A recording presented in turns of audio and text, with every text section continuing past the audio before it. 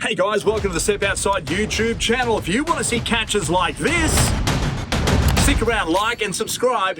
Here's what's coming up.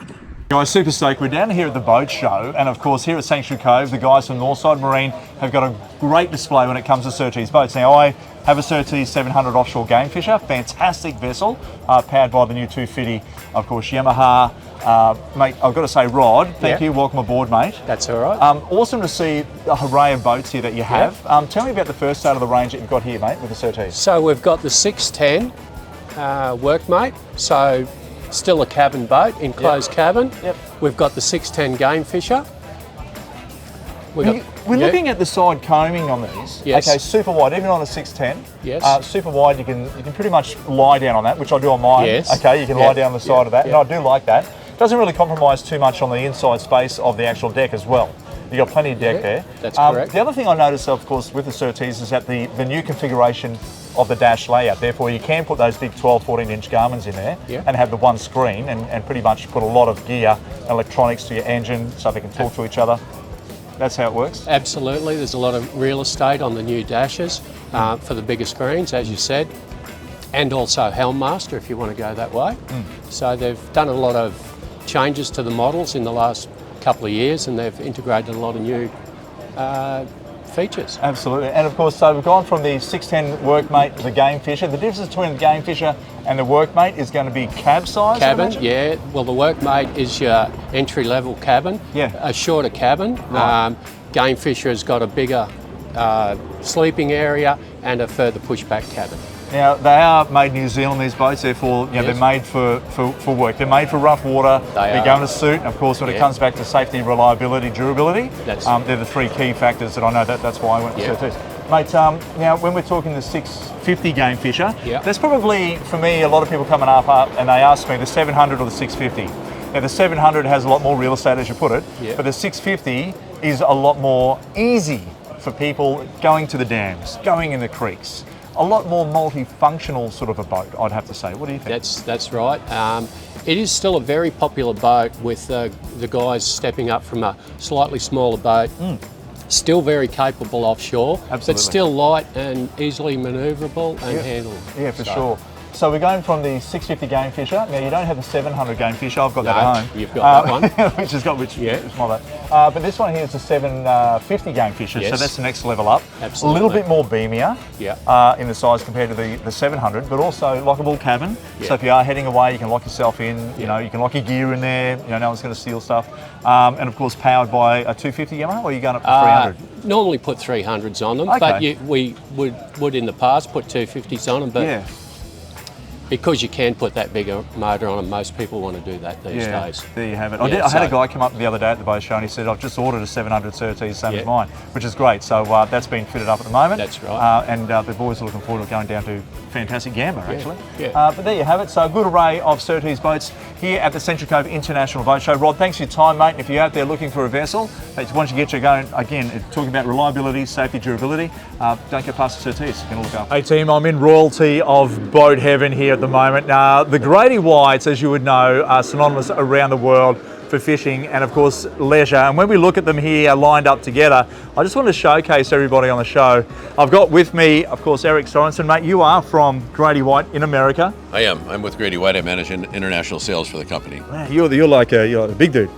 Well, I don't know. Well fed. You're 6'8", so you're like rarely undernourished. It's okay, mate. Yes. 1959. I would say the same. You know, look at in the mirror. Turn it up. 1959. That's not your age because you are a much younger model than that. But that's when Grady White was founded by two men named Grady and White. Grady White. And a man named Eddie Smith bought the company in 1968 and has turned it into really a legend of a company. It's got a great reputation around the world. They've done a great job not only building the boats, but almost equally importantly, marketing them and backing them up after the sale with warranty support, picking the best dealers, the best sales reps anywhere they can find, and a really good staff that's been with the company for a long time. It comes down to the team, doesn't it? You know, the brand is backed by the team, and of course then it's backed by the service, which is what you guys have got. It's top notch. It's exactly right. It's a multi-legged stool, if you will. It's a good product, good engines, good people. Many, like I said, many of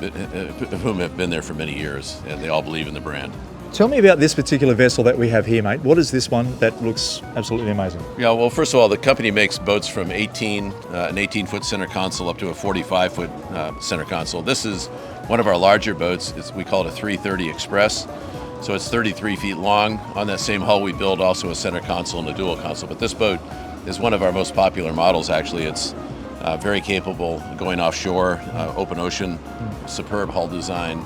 You're up high on the bridge deck there. You have really good visibility. You can sleep a couple and maybe 2 kids and a golden retriever can all live down in the cabin, which is air conditioned. And you could either, some people just cruise them. Most people cruise and fish. Yeah. It's got a fishing cockpit that's laid out just like the center console fishing boat. And so it's a great all-around cruising and fishing boat. The next one down is on the same hull. It's a 33-foot hull, and the Gradys tend to be wider, beamier than most of our competition. These boats, these 33s, are 11 foot 7 inches wide, so there's a lot of room, and they're still efficient and comfortable, but very stable and lots of room, like I said. This is a center console. It's primarily a fishing boat. It's got a cabin. A couple can sleep on that boat as well. They all come with you. For example, you can get an insulated. It comes with an insulated fish box that can be hooked up with a refrigerated. It can be refrigerated or frozen, live well. So it's strictly a fishing boat. Less protection, but you can walk all the way around the boat with a fish. So, now the next one offers a lot more protection and a much she's a larger boat by the looks of it too. Exactly. So 330 here, the 33-foot Express. That's our 37. So it's more of the same. It's 15 inches wider.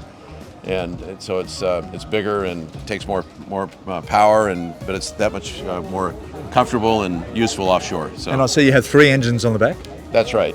We're using a lot of 425 horse Yamahas. We use all Yamahas on our boats, but just to give you an example, we have twins on the 33 and triples typically on the 37.